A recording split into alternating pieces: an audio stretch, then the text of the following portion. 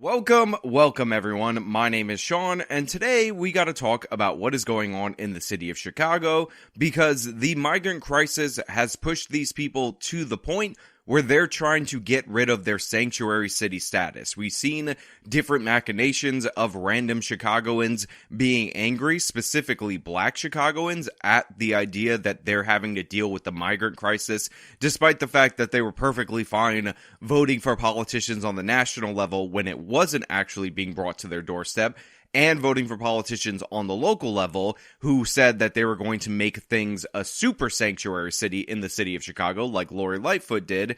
But now that the migrants are moving into their neighborhoods, the worm is in fact churning, which makes Greg Abbott's policy of shipping these people to the cities that say that they're welcoming to them a resounding and unbelievable success. We're going to get into that. We're going to talk about it. But before we do, I want to say thank you to everybody signed up over on actualjusticewarrior.com/join. Give me the money.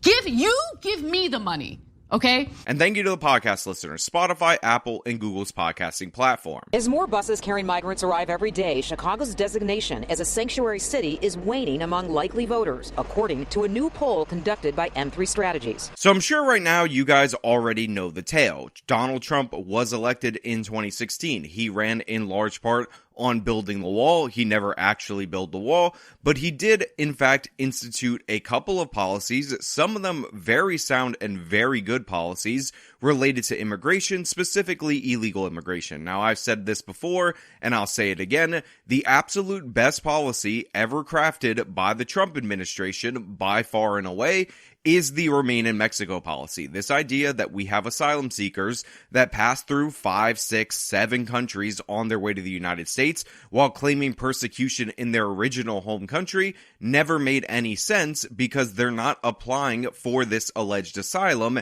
in any of the countries that are presumably safe. Remember, asylum is different from economic migration. That means I'm in danger, I'm being persecuted, maybe it's the government, maybe it's a rival ethnic group. In some instances, it could be the crime, like the cartels or whatever. So I need safe haven in your country, and this is why these people are entitled to more benefits than your standard ordinary immigrants. Now, during the Trump administration and before, but it really ramped up in the Trump administration, migrants would go to border crossings, declare that they're seeking asylum, and we are getting overloaded by these asylum seekers. So it was essentially a strategy to get inside the country, have your case adjudicated, which takes years, so that you will never be sent out. My administration is committed to making sure that we are putting together the full force of government at every single level to ensure that these families, who, by the way, they're not illegal, they're asylum seekers. And as you saw right there in the clip, people like Brandon Johnson, other left-wing progressives,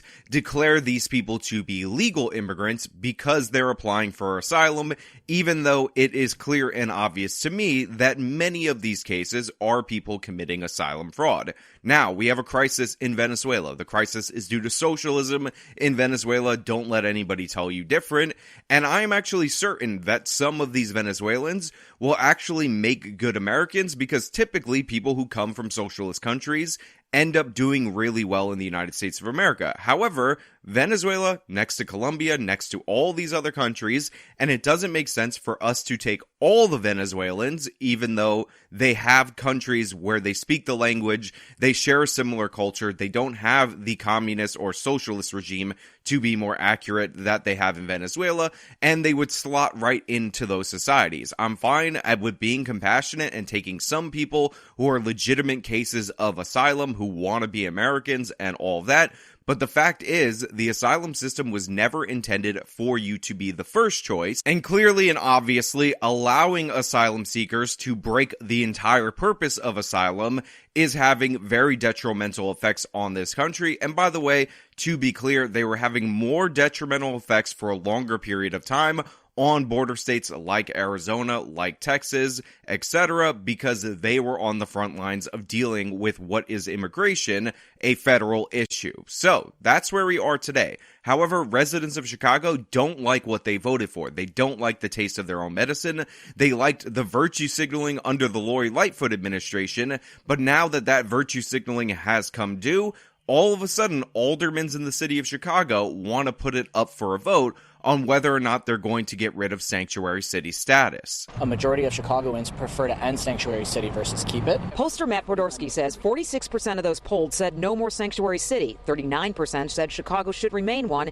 and 14% were unsure. And this is reflected in the polling that you just heard. Now, I will say that the guy that they talked to said the majority of Chicagoans want to end sanctuary city status. Just a quick correction. That is clearly and obviously a plurality. It's the most answered of the three options, but obviously we're not at a majority point yet, but this would be enough on a ballot initiative, presumably to overturn that status. Chicago residents were polled all over the city. It was 600 plus likely voters. The method was SMS to web, so all text message and web-based surveys, and we polled only folks who voted in the most recent municipal election. Now, even though they were wrong about saying it was an absolute majority that were in favor of getting rid of this, I think it's crucial that they only polled people who vote in municipal elections, which typically have lower rates of turnout, and this is one of the reasons why, by the way, that the Chicago mayoral election is an off-year election, so that you could have as few voters voting as possible. That way you can have blocks, unions, and whatnot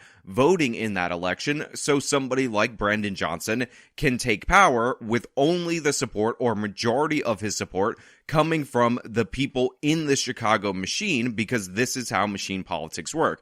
You often see this, by the way, with school board elections or other types of elections that you don't really think about that have much more power than you can imagine. So, of course, it makes sense to poll these people in particular because they're the most likely to be voting on this issue. Now, what's even more crucial or even more important is who voted for this, because it cuts to the heart of Brandon Johnson's base, who, to his credit, I guess, or to his detriment, has been viciously defending the sanctuary city status, pledging that migrants matter more than regular citizens in the city of Chicago, and that, of course, is Brandon Johnson. So his base is largely black support. And by the way, I know he won very narrowly over the tough on crime guy, but the reason why he won is because he got the most crime ridden, the most black areas of Chicago to support him overwhelmingly. And this is good because now we can look at what those voters think about his policies. The poll was broken down along racial lines. White voters actually preferred to keep sanctuary city by about a 10-point majority,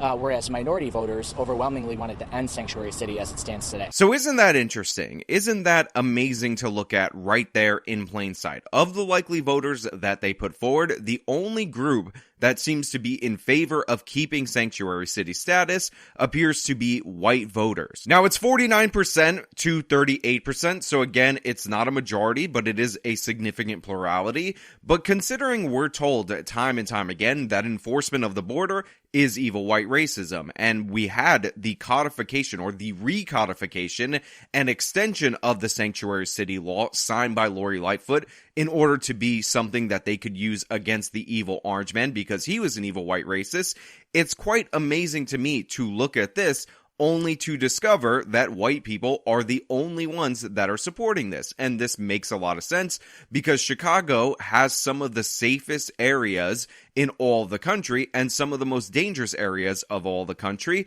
And the migrants are disproportionately being shipped to the black and Hispanic areas. And by the way, the Hispanic number, 48% in favor of getting rid of it, should dispel the myths about it being all about anti-Hispanic discrimination. And the black numbers, 51%. This is the heart of Brandon Johnson's base. And remember, these are people who voted in municipal elections, an absolute majority in favor of getting rid of it. And then you have an absolute majority for all other minority groups, which should make it clear to you guys out there in the public that sanctuary cities are in fact not the policy of fighting against evil white racism, but in fact the policies of white guilt, the policies of being too much of a coward in order to stand up for your own country, in order to stand against open borders. And that's what we see reflected right there, which is interesting because, again, as I said, the people who voted for Brandon Johnson are very much disproportionately in the black category. So they voted for him,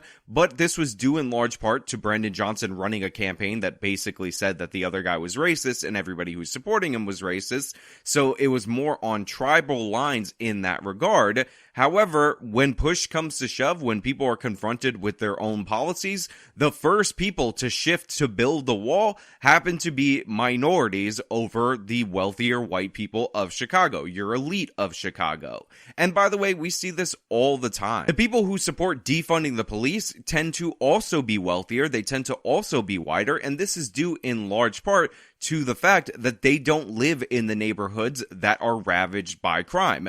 They live in some of the safer areas where the police aren't really there in the first place because there's not a lot of crime, so they don't see the police as necessary because they don't interact with them on their day-to-day lives. I remember there was a poll very early on that said that the biggest predictor of whether or not somebody would support defunding the police is whether they make over $100,000. That was the only group that had a majority in favor of this policy. And as we've seen through multiple instances of polling, black voters overwhelmingly want to keep police funding the same or increase police funding because they have to deal with the crime-ridden areas. This is largely what people describe as luxury beliefs, where people adopt beliefs for status because they don't have to pay the consequences for that. Now, of course, defund the police also has young people championing the policy. Young people often support incredibly stupid things in their youth when they're the most idealistic, when they're in college learning about how the police are evil white racism and they enforce capitalism and like that's a bad thing. But yeah, that's really where we are in terms of that policy. And obviously there are notable people who are race hustlers who happen to be minorities that make large sums of cash also backing that policy. But what we're seeing right here is the very same thing. People are outraged, and as you can see, it doesn't fall along what the mainstream media would tell you the lines of this policy support and people against it should fall on. The poll included 18 questions on why likely voters wanted the sanctuary city status to end or remain. Pajorski says minority voters were very concerned about resources to support the migrant crisis being drained from their communities. That's basically what I just told you. The people who are in favor of ending sanctuary cities are the ones who are afraid of the consequences of those policies. Wealthier white people in Chicago are less reliant on government assistance, so they're less worried about the drain on public resources because the impact against them is not going to be as strong as it is for black Chicagoans, as it is for Hispanic Chicagoans, or as it is for the people who fit in that nebulous other category. Exactly what I just expressed to you is reflected in this poll. The poll results should bolster a move by two aldermen who recently introduced a resolution to place a referendum on the March ballot to ask voters if Chicago should remain a sanctuary city. Now, they're trying to set up a ballot initiative for this policy, and honestly, in general, not a big fan of the ballot initiatives. The idea that we just punt every difficult question down to the voters or on the federal level up to the Supreme Court never makes any sense to me. If you're advocating for a policy and you're a representative, then introduce the policy. Represent your people. This idea that we should just avoid the people who are in charge of governing, to me, is absolutely absurd and ridiculous. And remember, these sanctuary city policies where you never cooperate with federal authorities are also absurd and ridiculous. So let me know what you guys think is going to be the result of this. Are Chicagoans going to get their way? Are they going to get rid of sanctuary city status?